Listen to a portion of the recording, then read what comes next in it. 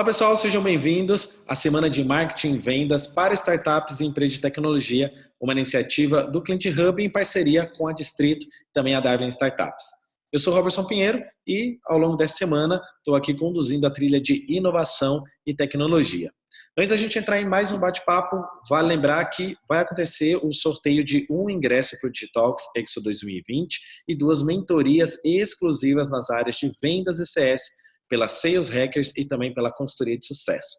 Para participar, é só fazer o stories no seu perfil do Instagram, mostrando que está aqui acompanhando todos os nossos bate-papos, usando a hashtag SMV2020 e marcar os perfis do Client Hub, Digitalks, Sales Hackers e Hobbies.cs.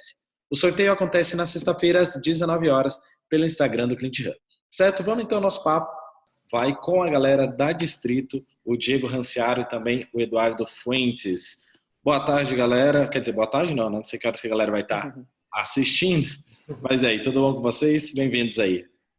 Tudo jóia, bem-vindo para todo mundo que tá assistindo a gente. Obrigado pela oportunidade aí, Robson, Clint.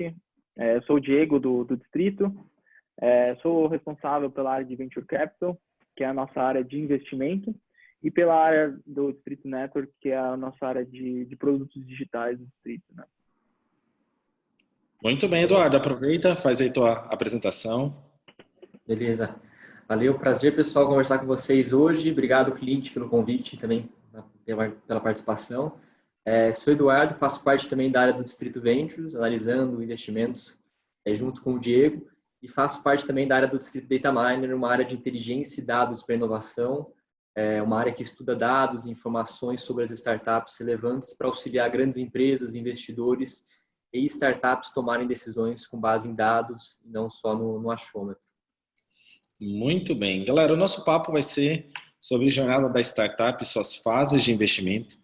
A gente está agora vivendo todo esse tempo novo, que é ligado à pandemia do coronavírus, e muita gente provavelmente se pergunta como é que ficam esses cenários de investimento de startups. A gente vai falar também um pouco sobre isso, mas vamos então começar ali, começar do começo, né? Vamos entendendo, até para a gente balizar, todo mundo entender da mesma forma, o que vocês entendem por startup? Vou trazer a pergunta aqui para o Diego. Diego, como é que a gente define aqui então o aspecto de o que é uma startup? E aí já na sequência a gente já vai falar um pouco do ciclo de vida de uma startup, até então a gente poder chegar depois nas fases de investimento. Legal, Robson. Obrigado aí pela pergunta. Eu acho que ela é uma pergunta super essencial para todo mundo que quer mexer com startup, quer criar sua startup, quer utilizar a startup para inovar para a grande empresa, quer fazer investimento, tudo isso, porque a definição do que é uma startup, ela define todo o processo da jornada em si, e todas as peculiaridades que ela tem, né? São as características que ela vai criando ao longo do tempo. Então, quando a gente pensa nas características principais da startup, de como defini-la, né? A gente volta numa essência que é uma empresa nova que está sempre buscando um novo modelo de negócio, né? A palavra inovação está muito próxima a esse significado. Um novo modelo de negócio de sucesso, né? Porque são várias tentativas e erros durante todo esse processo, seja ele para encontrar o modelo de negócio ideal, o preço, o produto, o mercado, a maneira de crescer, etc., num ambiente de extrema incerteza, né? E todo esse modelo de negócio que está sendo criado, ele está sempre em busca de duas coisas principais, né? Que é a escalabilidade e a replicabilidade. A escalabilidade, ela está muito ligada com você conseguir crescer em volumes muito altos, mantendo o custo de uma maneira desproporcional.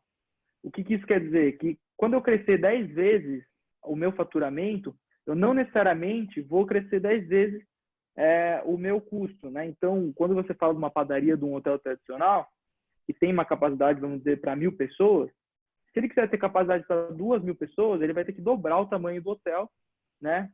E dobrar os custos. Aí ele vai conseguir atender 2.000 pessoas, e isso leva um tempo, leva um investimento inicial muito alto. Quando eu falo de escalabilidade em startup, é a capacidade de eu atender 1.000 pessoas com um custo X, e a hora que eu for escalar, ganhar 10 mil, 20 mil, 50 mil, 100 mil, fazer com que esse X não acompanhe esses 10, 15, 20 vezes, né? Basicamente, a maioria das startups, elas são softwares, e o que ela precisa para poder escalar é, de maneira bem simplificada, subir mais um servidor, mais alguma plataforma de cloud para dar potencial. E a replicabilidade, ela está muito ligada com a capacidade desse modelo de negócio de funcionar em mais do que um lugar ao mesmo tempo, né? Então, quando você pensa em produtos replicáveis, ele tem que fazer sentido em mais do que um único ambiente, né? Então, vamos pensar, por exemplo, bem simbolicamente, uma startup que faça um produto para carnaval. Ela vai funcionar muito bem aqui no Brasil, mas se eu for expandir para, por exemplo, América Latina, Europa, Estados Unidos, ele não vai funcionar porque o carnaval ele não existe nesses outros países, ou se ele existe, ele funciona de uma forma completamente diferente. Então, isso faz com que esse produto não seja um produto replicável. Então, resumindo, tudo isso, né, e isso vai dar toda a característica do porquê que as startups têm rodadas de investimentos subsequentes de 12 a 18 meses, por que ela está sempre levantando dinheiro e cada vez mais, os tipos de validação que ela vai fazendo ao longo do tempo, etc. Né? A gente resume tudo isso como um modelo de negócio inovador, em busca de sucesso, que seja escalável e replicável e viva em todas as etapas de um ambiente de extrema incerteza, e aí por diversos motivos, e eles são diferentes em cada uma das etapas. Muito bem. Algo interessante que geralmente as startups são ligadas a um cenário de alto risco. Pelo menos quando se fala em startup, geralmente se associa essa ideia de que são empresas de alto risco. Eduardo, isso faz sentido? Ou nem toda startup é alto risco? Ou não, isso é um padrão para ser startup? Acho que faz um pouco de sentido se a gente entender que como as startups elas estão construindo um modelo de negócio inovador, elas fogem um pouco de modelos tradicionais de compra, venda e construção de produto. Né? Então, como o Diego comentou, na parte de escalabilidade, quando você vai construir um hotel ou uma padaria, por exemplo, você já sabe exatamente o que você tem que ter de funcionários, serviços, estrutura física. Quando a gente vai para o mundo das startups, muitas vezes isso é desconhecido. Então, você acaba construindo algumas coisas e vai descobrindo no meio do caminho se aquilo realmente faz sentido ou não. E como você deve construir mesmo. Né? E até complementando um pouco da outra resposta do Diego, muitas vezes algumas pessoas enxergam as startups como empresas somente de tecnologia. Né? E não necessariamente isso é verdade. Né? A tecnologia ela vem para trazer escalabilidade, replicabilidade, mas não necessariamente são o core do modelo de negócio. E às vezes isso também acaba gerando muita incerteza e acabam tornando o modelo de negócio uma coisa um pouco mais nebulosa para as pessoas entenderem realmente. Muito bem. Bom, a gente falou aqui um pouco sobre, contextualizou, digamos, o que é uma startup, e aí também um outro ponto que as empresas começam a ver startup como empresas muito jovens, né? Empresas muito novas. Claro que a característica da tecnologia, ou a ascendência da internet, facilitou, digamos, a chegada dessas startups. Mas não necessariamente startup começou no ano passado, certo? Isso já existe há um bom tempo. Bom, ponto interessante, gente, para a gente conversar a partir de agora é o ciclo de vida dessas startups. Justamente por isso, né? As empresas, tem muitas startups surgindo agora, vamos colocar, surgindo agora por uns 2, 3 anos para trás, certo? E como é que se entende o ciclo de vida dessas startups? Elas já nascem grande, ou elas nascem sempre de 3, 4 pessoas? Existe um padrão nisso ou não? Eu acho que ele existe um padrão, né? Muito bem observado quando você pega a maioria das startups. Obviamente que toda regra ou teoria tem as suas exceções, né? Que normalmente elas vêm de pessoas que já passaram por esse ciclo, porque elas acabam tendo a capacidade de pular etapa por já ter vivido essa experiência e não perder tempo fazendo ela 2 vezes, porque ela já sabe, porque ela vai ter acesso ao mercado de uma maneira mais simples, vai ter acesso a capital e outras coisas. Mas dentro de uma normalidade, né, as startups elas têm um ciclo de vida bem definido e compartilhado entre elas, né? E eu gosto bastante de simplificar a maneira que acontece esse ciclo, porque quando você pensa em tudo que você vê relacionado à startup, ele faz sentido cada um desses blocos que eles acontecem, né? Então, é sempre o primeiro deles lá no começo, né? A gente pode até usar um clichê para dar significado nisso, que é as startups nascendo em garagens, né? Vamos dizer assim. Então, a garagem ela pode ser olhada hoje não necessariamente como uma garagem, até que no Brasil a gente não mora muito em casa, mas é o momento em que aquela startup ela ainda vive na informalidade. O que isso quer dizer? É quando começa a surgir alguma ideia ou algum problema que a pessoa quer trabalhar em cima, ou ela está pensando ainda, vendo quem pode ser algum sócio dela, vendo se aquilo realmente faz sentido.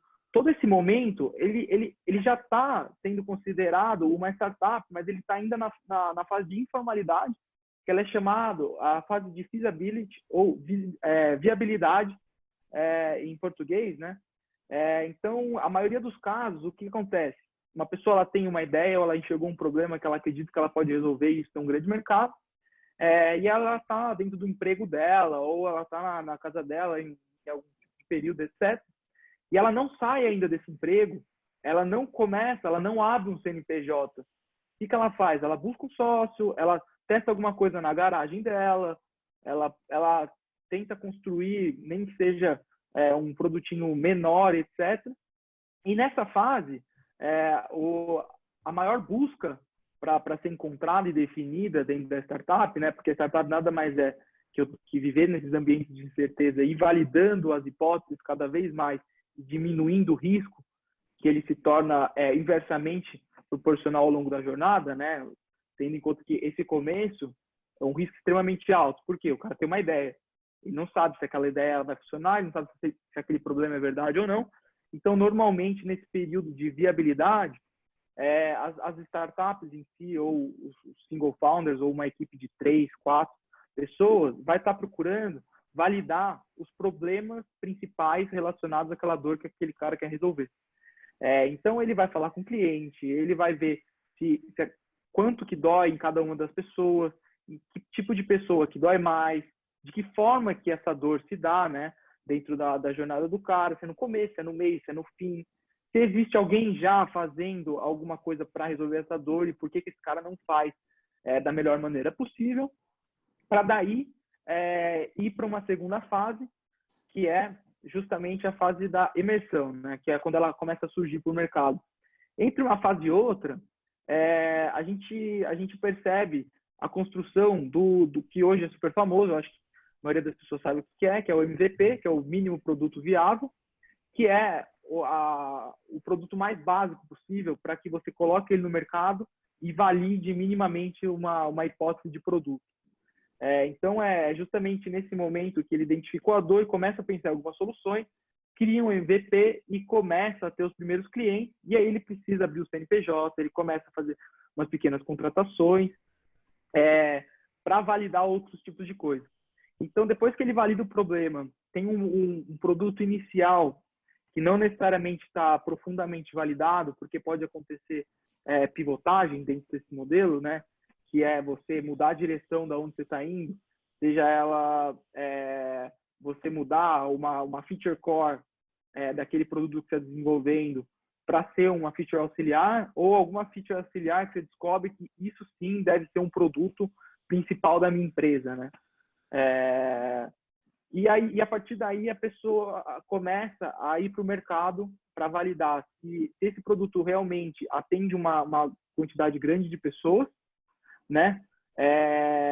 Se aquele produto ele é realmente o ideal, quanto que eu posso de fato cobrar por aquele tipo de produto e aonde que eu vendo de fato esse meu produto, né? Qual que é o mercado que eu vou fazer essa venda, qual o canal que eu vou usar para atingir esse mercado, né?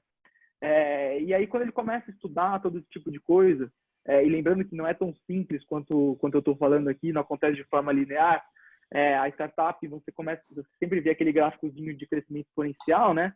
Que é super plano e reto, puta, tá crescendo, cada vez mais cresce, mas eu sempre falo que ela tem altos e baixos, né? Então você olha esse gráfico exponencial, mas cheio de entrelinhas entre cada uma das etapas, porque cara pega e fala, nossa, agora acertei meu preço, acertei meu produto. A hora que ele coloca isso em larga escala, ele vê que não é uma verdade, tem que retomar todo o teste de hipótese, testar outras hipóteses e fazer esse crescimento. Então, é nesse período de imersão que ele começa a contratar as primeiras pessoas de fora, que ele começa a ter um vínculo maior com o cliente, desenvolver um produto um pouco melhor, e ele usa toda essa fase para testar duas coisas primordiais, né? Que é o produto ideal para aquele tipo de problema que ele está trazendo, né? O produto core para aquele negócio e qual é o mercado e os canais de venda que eu preciso para vender esse produto.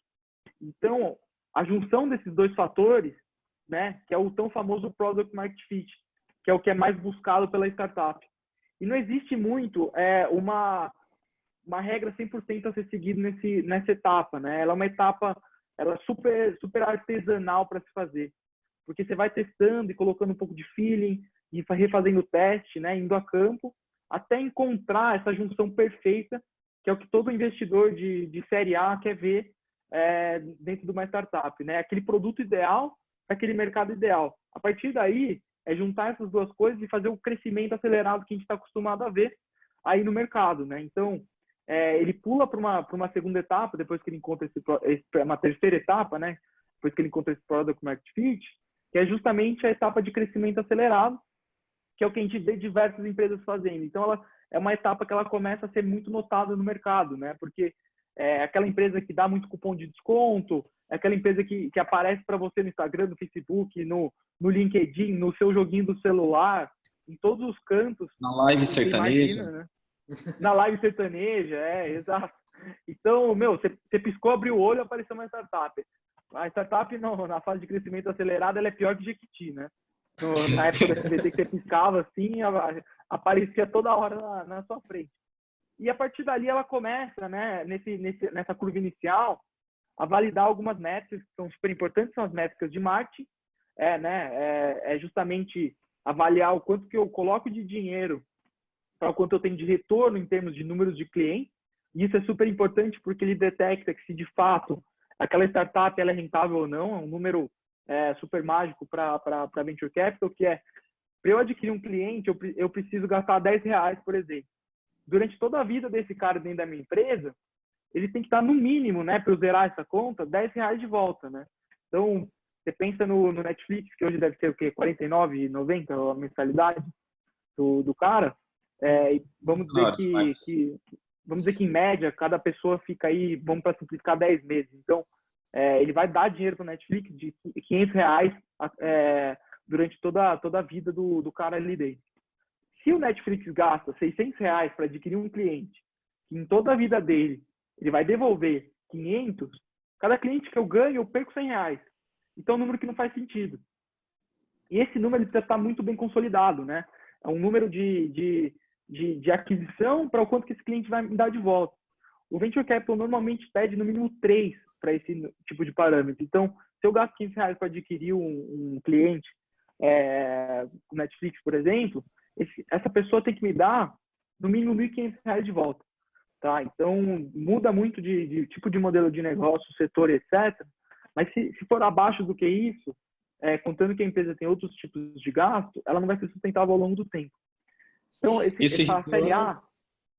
esse retorno de 3 meses, claro, que a gente já está entrando um pouco na questão de investimentos, ainda vou voltar uma outra pergunta ali para o Eduardo, mas só para fechar, esse retorno de 3 vezes seria em todo o LTV, ou seja, em todo o ciclo de vida desse cliente, ou, em geral, esses investidores exigem um determinado período que esse retorno aconteça? É baseado em todo o ciclo de vida dele, né? Que é o LTV. Então, 3 vezes é o mínimo de todo esse período, principalmente quando se trata de SaaS. Ele vai ter um retorno mais a longo prazo, mas essa coisa vai voltar, né? Esse investimento ele vai voltar de alguma maneira. Então, ele validando esse negócio de métricas, ele passa para um crescimento extremamente acelerado, levantando rodadas e rodadas. Você vê cada ano uma rodada maior desse cara, até ele chegar numa etapa, né, que aí ele fica super grande, né, em todo o processo de expansão, internacionalização, e etc. mas ele começa a entrar num período que chama estabilidade, mas eu gosto de colocar que ela é uma estabilidade ilusória, né? Por que que isso acontece? Esse momento de estabilidade, simplificando, é o momento que você pergunta para qualquer pessoa à sua volta: ah, você conhece o Nubank? Conheço. Pergunta para sua avó, para seu tio, para seu sobrinho, pro seu filho, para o amigo do seu filho. Todo mundo conhece aquela empresa, porque ela já está num outro nível, num outro padrão, que às vezes você até pensa, essa empresa ela não vai quebrar mais, né? Mas, voltando à essência da startup, que é o ecossistema, né, o entorno de incertezas, isso volta a acontecer nesse momento de estabilidade ilusória. E aí ele pode se dar por dois motivos principais, né? Obviamente tem mais coisas, mas o primeiro deles ele fez toda a curva de inovação, causou disrupção no mercado e acomodou a hora que ele chega nessa estabilidade ilusória. E aí vem diversos outros players que estão naquela curvinha inicial e disruptam aquele negócio daquela pessoa, né? Quebrando aquela empresa, porque ela não retornou ao ciclo de inovação, ela não viu o que o mercado estava querendo, etc. Como também aquela hipótese inicial dele de, vou fazer o crescimento aqui, vou gastar muito dinheiro para crescer, porque a hora que eu chegar lá, eu vou ter uma diferença muito grande dos meus custos na escala para o dinheiro que eu vou trazer. E a hora que ele chega nesse momento, não necessariamente isso se torna uma realidade. Então, aquela hipótese que ele imaginou de, eu tenho um custo fixo, e a hora que eu escalar vai abrir cada vez mais a diferença entre minha receita e esse custo, ela não é uma verdade. Ele descobre que ele tem outros custos envolventes naquela operação em si, né? Então, você percebe que o Spotify chegou muito nesse dilema, né, que é um caso super interessante, que ele imaginou, eu vou pagar X milhões aqui pelo direito autoral desses artistas, né, e se eu tiver um usuário ou se eu tiver 50 milhões. Então, quando eu tiver 50 milhões, eu vou ter uma diferença muito grande da licença desses artistas dessa música pelo que eu estou recebendo, né? E quando ele chega num patamar muito alto, ele percebe que o mercado ele é controlado por 3 principais gravadoras que detêm todo o mercado. Se não tiver nenhuma delas, você não vende a música, porque seu artista preferido não vai estar lá. Então, essas gravadoras pegaram e falaram: estou vendo que está ganhando muito dinheiro e a gente pouco. Vamos aumentar esse preço de X para 10X, para 20X, conforme for o seu crescimento. E isso acabou mudando um pouco os planos iniciais do que estava acontecendo. Eles tiveram que mudar um pouco o planejamento, etc. E depois, se ela não toma essas providências, ou se aquela hipótese não é verdadeira na larga escala, ela entra num período inicial que é a decadência, né? Que é uma empresa clássica hoje, que muita gente achava que ela estava em estabilidade ilusória, que era o WeWork. A gente está vendo que não necessariamente tudo aquilo que ele trouxe de hipótese acontece, e aí você vê uma queda muito grande em todo aquele planejamento. E aí se encerra aí todo o ciclo de vida da startup. Certo, é realmente uma jornada, né? Porque tem toda uma história, várias fases. Eduardo, inclusive, você que trabalha mais na parte de dados e pesquisas também dentro da Distrito, existem algumas pesquisas que trazem que geralmente as startups morrem antes de completar em torno de 5 anos. E boa parte delas não ultrapassa essas 2 primeiras etapas que o Diego foi trazendo, que é ali a questão da própria formalidade, depois da viabilidade, né? E de começar ali a fazer esse próprio MVP. Existe um motivo específico por que isso acontece? Falta de preparo ou é o mercado? O que pode ser atribuído a isso? Legal, boa pergunta.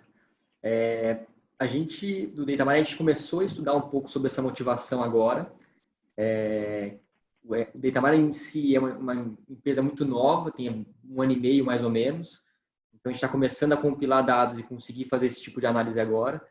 Mas outros players internacionais, como Crunchbase e Insights, já fizeram esse tipo de análise e os principais motivos são 2 dos quais as startups morrem. Primeiro, pelo fato de elas não resolverem problemas que não são compartilhados pelo mercado. Então, elas surgem naquela fase de garagem, uma ideia diferente, começam a desenvolver alguma coisa, normalmente gastam 1, 2, 3 anos desenvolvendo, testando, e aí, de repente, elas percebem que aquele problema que elas estavam resolvendo, na verdade, não deveria ser resolvido, vamos colocar assim. Então, a ideia era super legal, mas quando ela colocou no mercado, o mercado não demandava aquele tipo de produto, ou não queria pagar, enfim. Esse é um tipo de morte que acontece bastante. E um segundo motivo é pela questão financeira mesmo. Então, existe ali, aqui no Brasil, num vale chamado Vale da Morte, né, entre pré-seed e o Series A, mais ou menos, que é a fase em que as startups mais morrem. Então, elas têm uma dificuldade de captação que tem sido diminuída muito por conta do surgimento de novos VCs, do apetite dos investidores para investir aqui no Brasil e pelo amadurecimento do ecossistema. Mas existia, de fato, nesse estágio de pré-seed e Series A, um vale no qual as startups não conseguiam financiamento para manter o caixa, testar suas hipóteses, desenvolver produtos, tecnologias, acertar o canal de venda, e aí elas morriam muito nesse estágio.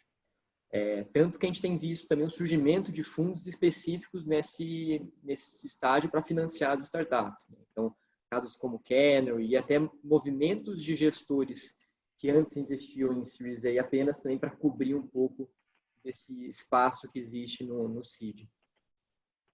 Certo. Toda startup, para poder escalar, ela precisa passar pelo investimento? Ou realmente é muito difícil? Existe algum case de startups que escalaram no Bootstrap? Legal. Acho que tem um dos cases mais clássicos, que é uma startup que escalou assim no Bootstrap, é a Max Milhas.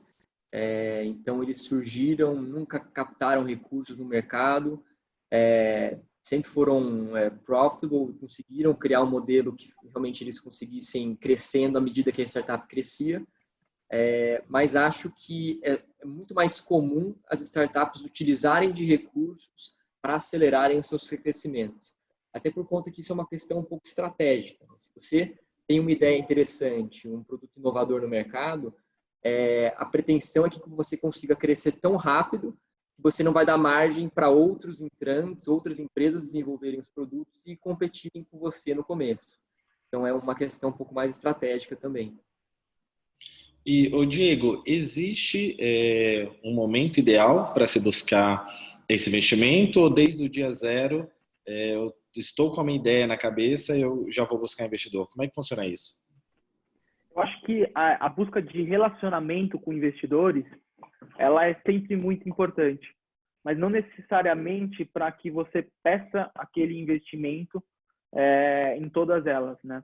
O investidor, ele está buscando boas oportunidades no mercado, né? E quando você toma a decisão, independente se você é um player de venture capital ou você na sua vida, para dispor seu dinheiro, para investir em alguma coisa, para comprar algo, né? Ou até relacionamento, quanto mais você conhece daquele negócio, quanto mais você confia que ele falou que ia fazer aquela determinada coisa e fez, mais você se sente à vontade para estar investindo, né? Até mesmo quando você escolhe seu parceiro, né? Quando você conhece mais tempo a pessoa, você já sabe as reações que ela tem, ela te promete um negócio, vai lá e cumpre. Você se sente mais confortável para namorar ela, para estar casando, para ter um relacionamento de longo prazo. E no investimento ele não é diferente. Então, eu acho que é sempre interessante e importante as startups, os fundadores estarem procurando os investidores para abrir esse relacionamento, para estar mostrando as coisas que estão fazendo, para que esse investidor acompanhe o investimento da startup, porque na tomada de decisão ela com certeza vai ser um pouco mais reduzida. Mas em termos de momento para pedir o investimento, eu acho que a startup ela precisa ter muito bem maduro na cabeça e em que estágio que ela está e qual tipo de hipótese que ela está querendo validar naquele momento. E a partir disso, ela pensar quando que vai acabar aquele caixa dela e se planejar para pedir esse investimento mais ou menos 6 meses antes, que é o período que demora para que você se apresente para diversos fundos, para que esses fundos estudem sua startup, para passar pelo processo de diligência e ter o dinheiro na conta. Então, o investidor, o empreendedor, ele passa por um momento delicado entre eu preciso validar e ter uma certa maturidade para pedir dinheiro, e ao mesmo tempo eu preciso entender quando o meu caixa vai terminar. Então, nesse momento super inicial, por exemplo, que está na informalidade, essa pessoa precisa ter, no mínimo, um problema super bem validado para ir atrás de investimento, né? Então, vou atacar esse problema, o mercado funciona desse jeito. Precisa ter algumas mínimas convicções. E depois, em cada uma das etapas, você tem que ir provando esse tipo de hipótese. Então, primeiro você prova que você tem um problema super grande, que ele é importante, que ele é dolorido. Depois você prova que você tem um resquício de uma boa solução para estar trazendo para o mercado. Depois você prova que você identificou qual é o melhor cliente para estar resolvendo aquela dor. Depois você prova que você encontrou o produto ideal. Depois você prova que você encontrou os dois juntos. Depois você prova se você tem uma estratégia de crescimento e que esse crescimento é rentável. Então, essas validações, chegar com essas firmezas para o investidor, ela é extremamente necessária. Eu não sugiro que a pessoa vá até um investidor sem ter minimamente algumas hipóteses super bem validadas para que você tenha um próximo objetivo a buscar para essa rodada. Então, você tem que fazer, basicamente, uma mensuração entre o fim do meu caixa com a hipótese que eu estou validando e uma perspectiva futura do porquê que eu estou pegando esse dinheiro. Eu terminei essa etapa e agora eu preciso chegar na próxima, e para isso eu preciso dessa quantia e vou gastar essa quantia nesse período. Então, são esses pontos-chave dessa clareza que o investidor quer ter. Falando um pouco dessas etapas, da mesma forma que a gente viu ali todo o ciclo de vida de uma startup, boa parte desse ciclo se confunde com as etapas de investimento.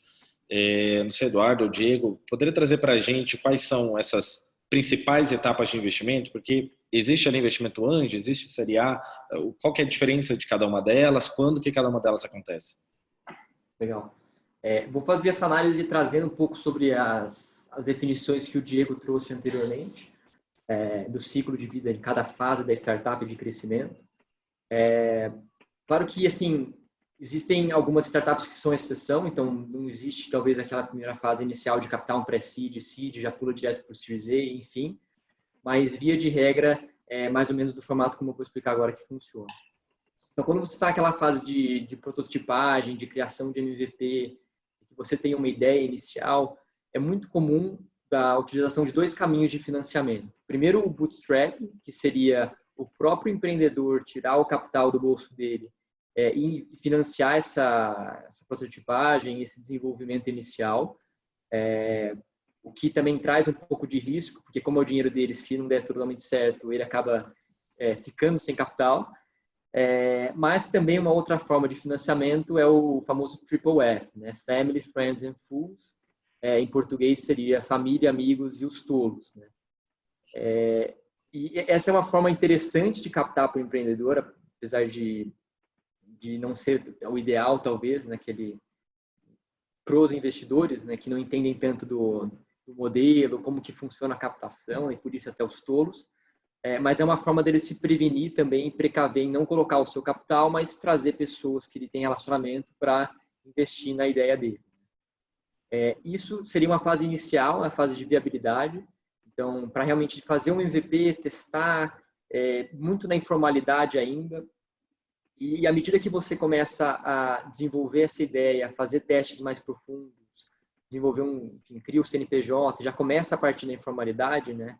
Mais na fase da imersão, é super comum os empreendedores recorrerem a ou investidores institucionais, né, nos estágios pré-seed e seed, ou também para investidores que fazem aquele famoso equity crowdfunding, que trocam um pedaço da percentual da sociedade em troca de um pouco de capital também de recursos. Nesse estágio, existem algumas nítidas vantagens e desvantagens entre os dois modelos, né? Quando você traz investidores profissionais que atuam em pré-seed e seed, você está trazendo também toda a bagagem de networking que esses caras têm. Então, quando você for captar uma rodada futura, se você chegar lá, esses caras já vão ter conexões valiosas no mercado para apresentar para investidores e você vai poupar um pouco de tempo nessa busca, nessa jornada que você tem. Por outro lado, você acaba também trazendo cláusulas contratuais um pouco mais profissionalizadas, e você tem que começar a prestar contas em um nível profissional que talvez você não tenha interesse naquele momento, pelo time ser enxuto, enfim, você vai precisar ter um cara de financeiro, ter uma governança um pouco mais profissional. Quando você faz através de uma plataforma de crowdfunding, você tem um benefício que você traz não somente um investidor, mas vários, né? Então pode ser 200, 300 investidores que colocam tickets pequenos e que vão ser promotores da sua marca, dependendo do seu produto. Mas, por outro lado, também você acaba se engessando e em caso de não captação, que acredito que seja o principal problema nesse formato, você expõe a sua marca, o seu produto, a sua empresa, falando, olha, eu tentei captar via crowdfunding, todo mundo viu e eu não consegui. Então, isso acaba gerando também um sentimento negativo no mercado nesse formato de captação. À medida que você vai crescendo e vai desenvolvendo, testando canais de venda, construindo esse Product Market Fit, vão surgindo investidores cada vez com cheques maiores, né? Então, aí são os chamados Series A, Series B, Series C. São investidores cada vez mais profissionalizados, que procuram muito e investigam as métricas a fundo. Então, esses caras eles vão pedir qual é o CAC, o custo de aquisição do cliente, vão querer ver seu LTV, vão querer ver o tamanho do mercado, todas as hipóteses que você testou, eles vão querer ver e vão querer ter certeza que o seu plano de crescimento é algo que é factível e pode ser alcançado em um curto, médio prazo. E aí esses caras vão começar a fazer cheques, 2 milhões de dólares, 3 milhões de dólares no Series A, vão crescer para 10 milhões de dólares no B, 20 milhões de dólares no C e assim por diante. E aí, talvez uma coisa curiosa aqui que aconteceu no mercado nos últimos anos é que em 2012, 2013, 2014, o mercado ele não era tão pavimentado. Então, quando você chegava até um Series A, você não sabia se vai existir um investidor Series B, porque você ia conseguir fazer esse investimento. À medida que as startups foram amadurecendo e foram conseguindo captar, cada vez mais investidores estrangeiros têm olhado para o Brasil e têm completado essas rodadas. Então, se a gente pega, historicamente, todas as rodadas Series B, C, D, E e assim por diante, todas elas têm a participação de investidores estrangeiros, que abre portas também para outros mercados, outras experiências por aí. E por fim, esse ciclo de captação, quando chega mais naquela fase de estabilidade ilusória, é muito comum, pelo menos no mercado americano, e tem sido mais comum aqui no mercado brasileiro, surgirem fundos de private equity investindo aqui. Então, como por exemplo na Superlógica, que o Arbon Brincos veio e investiu aqui. Então, isso tem surgido também um movimento também de final de ciclo de vida, que é uma forma também de capitalizar, ou uma outra forma seria abrindo capital na Bolsa de Valores, também é muito comum nos Estados Unidos, né, startups que fazem o IPO, em busca de financiar e terminar essa curva de financiamento dessas startups, antes de virar a chavinha para serem rentáveis.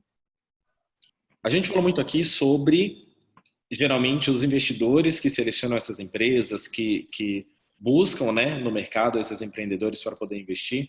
Agora, existe um caminho inverso, ou seja, do empreendedor escolher também qual tipo de investidor ele quer para a empresa dele, ou qualquer dinheiro que vier para ele é interessante? Eu acho que isso é fundamental. Eu acho que todo o empreendedor ele tem que ter na cabeça dele uma ordem de prioridade entre os fundos para investir naquela oportunidade dele. Porque o fundo e os investidores que vão compondo cada uma dessas rodadas, eles determinam de que forma que eu vou me relacionar com o mercado e de que forma que eu vou me posicionar para uma próxima rodada. E esses fundos, eles não trazem só o dinheiro em si, né? Porque dinheiro por dinheiro, isso acaba virando commodity. Então, não é interessante para uma startup ir somente atrás do dinheiro, de quem der mais. Ele precisa ter em mente isso muito, muito forte, muito bem estudado, por isso que ele precisa saber quem são os fundos de investimento, de que forma que esses fundos agem, qual que é o mercado principal que esse cara atua, que tipo de conexão que ele vai me trazer, que tipo de expertise ele vai me trazer, porque isso vai definir todo o resto da jornada, né? Então, estudar muito bem esses fundos, saber quem eles são, eu diria que é fundamental para o resto de toda a jornada da startup. Então, a startup ela deve sim escolher quem é o fundo que ela quer ser investida. Obviamente, isso num mundo super ideal, né? Porque não são todas as startups que conseguem escolher ou, às vezes, mostrar todo o potencial de valor. Mas ele deve ter na cabeça dele quem são aqueles principais. Porque aí você não faz um pitch errado. Você, por exemplo, um SaaS, né? Que é um software as a service, serviço de assinatura, etc. E você vai lá e se apresenta para um fundo focado em hardware. Você vai estar queimando uma apresentação, você vai estar se expondo a pessoas que têm conexão com pessoas que fazem hardware, uma expertise fundamental em hardware. Ele vai saber quem é um profissional especializado naquele tipo de assunto. Então, você vai estar pegando um dinheiro que não necessariamente vai estar te ajudando de fato na sua jornada. Quando de fato, se você tivesse ido num fundo que é super especializado em SaaS, que conhece a fundo do mercado que você está atuando, que ele compreende a etapa que você está, teria uma diferença brutal. Então, a startup ela deve escolher e ter uma lista de prioridade de fundos.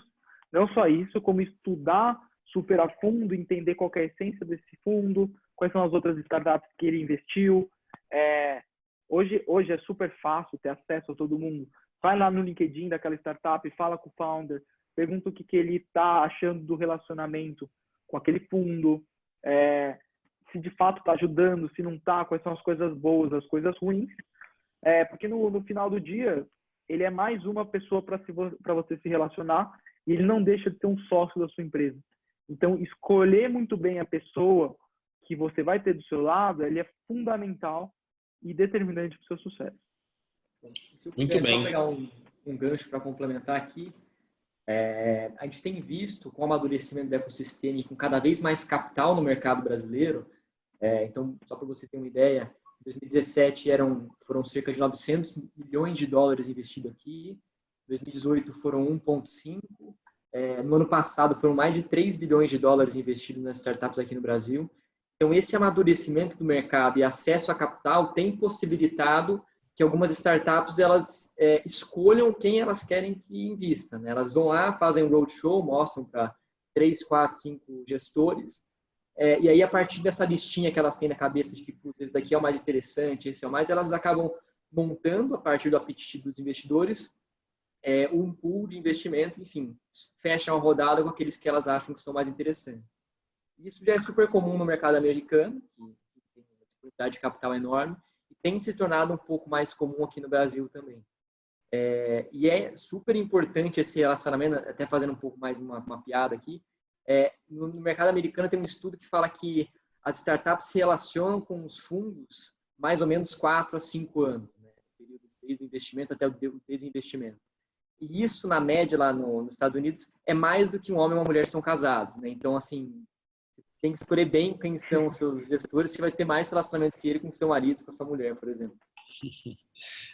Acho legal, Eduardo, que você levantou agora aqui um pouco do cenário de investimento dos últimos anos. Bom, o mundo inteiro enfrenta agora um cenário de pandemia, economia, há algumas incertezas, porém, existe já algum prognóstico, alguma ideia de como fica o cenário de investimentos para startups no mundo, ou se tiver até um dado do Brasil, para 2020 ainda, ou até mesmo no próximo ano, como é que deve se comportar o mercado nesse sentido?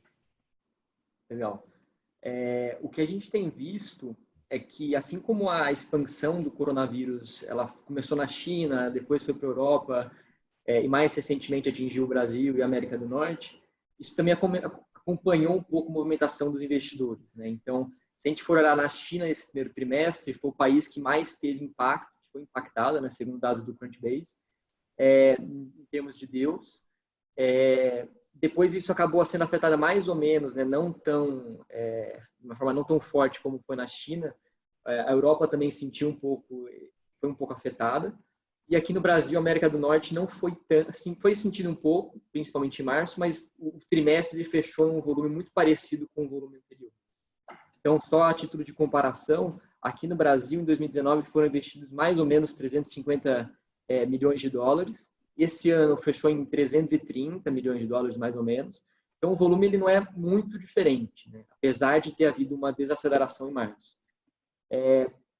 Acho que num curto prazo agora, o que a gente deve perceber é deals que estavam para ser concluídos ou que já foram concluídos e não foram anunciados, devem sair em abril, maio, mais ou menos. Acho que vai existir uma concentração muito maior em deals menores, então startups de seed, pré-seed, vão acabar recebendo um pouco mais de investimento e foco dos fundos. E os gestores de VC, que já está sendo amplamente comentado nas lives por aí, é que eles vão focar no primeiro momento em auxiliar as investidas deles atuais do portfólio, então ajudar nesse planejamento financeiro, como que vai ser reestruturado, o que dá para cortar de gastos, como que vai ser feito nesse curto prazo, enfim, para a startup sobreviver de fato, porque se alguma startup do portfólio falir depois de 5, 6 anos de investimento, isso é um tempo perdido para o investidor enorme, né? Que ela estava quase sendo desinvestida e acabou falindo no momento mais crucial. Então, eles vão focar muito no portfólio e, em um segundo momento, em alguns investimentos mais estratégicos também. Então, acho que vão focar em startups que têm um modelo de negócio que parem mais de pé, né? Então, não exijam capital intensivo para crescimento, ou que tenham hipóteses um pouco mais malucas lá na frente para virarem a chavinha e serem mais rentáveis. Então, acho que vai ter um certo conservadorismo aqui no curto prazo. Mas acho que a grande questão também é como que essa curva vai virar, né? O X, né, que a gente fala, está em declínio, mas como que será essa reaceleração da economia? Se vai voltar no mesmo ritmo que estava antes? Se vai demorar mais? Porque isso vai impactar certamente em como os investidores vão voltar a investir capital no médio e longo prazo. Certo. Diego, alguma recomendação para as startups que já estavam nesse caminho de buscar investimento, mas que ainda não tinha fechado, né, algum acordo diretamente? O que fazer nos próximos meses, agora aqui de 2020? Eu acho que nesse momento, ele é um momento super atípico. Então, a primeira reação das startups é que criem um plano de contingência o mais rápido possível e se preparando sempre para o pior cenário que pode acontecer. E divide isso, compartilha com os principais investidores, sendo super transparente. Eu acho que essa é a principal recomendação. Simular diversos cenários do que pode acontecer com a minha empresa em termos de receita, em termos de custo, em termos de próximos meses. Olhar sempre o pior cenário possível para aquele negócio e tomar as medidas o mais rápido possível. E depois disso, pensar de alguma forma em como captar um novo tipo de investimento, né? Nesse momento, o que acontece é que vai aumentar muito a demanda por funding nas startups, porque a maioria delas estão diminuindo a receita, o que você diminui o que a gente chama de runaway, que é a quantidade de meses que ela ainda tem de caixa para sobreviver, e automaticamente essas startups vão ter que buscar funding no mercado, né? A primeira reação disso, nesse curto prazo, na minha opinião, é que o nível médio de valuation das startups ele vai tender a cair pelo esse excesso de demanda das startups de quererem esse investimento.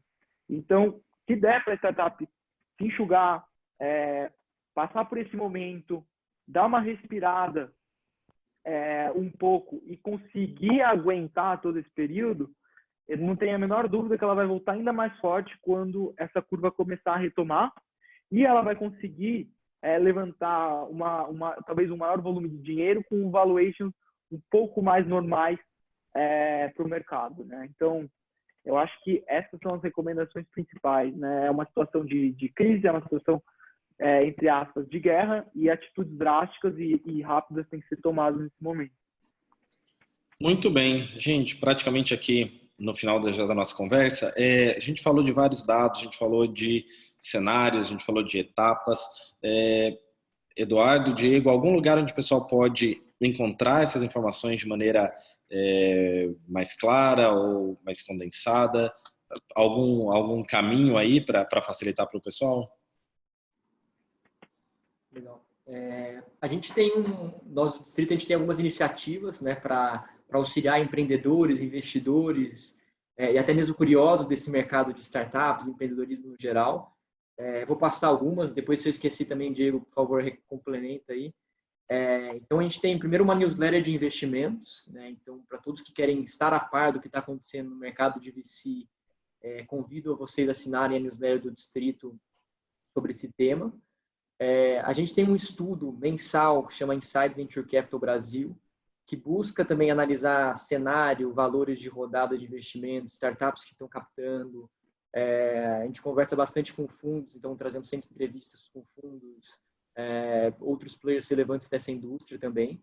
Super enriquecedor para empresas que querem investir, investidores, e até mesmo startups que estão querendo mais ou menos ponderar como que elas devem captar e quais investidores ideais. A gente também tem um fórum lá dentro da nossa comunidade do Distrito. Então, existem diversos debates lá sobre, enfim, projeções para o mercado no futuro, como que são as melhores formas de conversar, conexões, enfim, com empreendedores e investidores.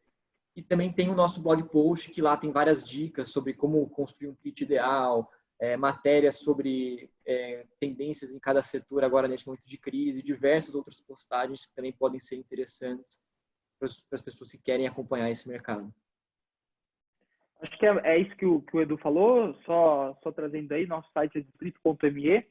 Se vocês quiserem acessar o fórum, que tem assuntos diversos, desde comunidade, investimento, startups, tecnologias diversas, inovação corporativa, marketing, vendas, qualquer coisa que vocês queiram discutir, super à vontade, é comunidade.distrito.me.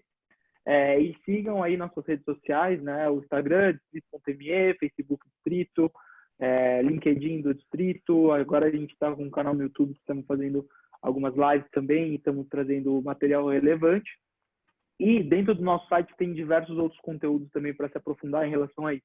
Então a gente tem muitos relatórios da área de Data Miner que estuda o mercado de fintech, o mercado de health tech, mercado de advertising, como estão as startups em São Paulo, Santa Catarina, em cada um dos estados. Temos uma seção de vagas se você quiser trabalhar em startup. Temos essa sessão de vagas também é 100% gratuita se você tiver uma startup e queira contratar alguém para divulgar dentro do nosso site. E também temos uma sessão lá de educação, que a gente faz uma curadoria de podcasts, de cursos gratuitos de instituições super renomadas. A gente tem uma parte de estante virtual de empreendedorismo, que é curadoria de livros também. Então, fica o convite aí para conhecer um pouquinho mais das coisas que a gente está fazendo. Muito bem. Diego, Eduardo, muito obrigado pelo papo, muito enriquecedor. Trouxe aqui muitas informações para a galera, principalmente sobre jornadas de startups e também ciclos de investimentos. E fica aí, muito obrigado. Prazer em conhecer vocês. Obrigado a você pela pessoal. oportunidade.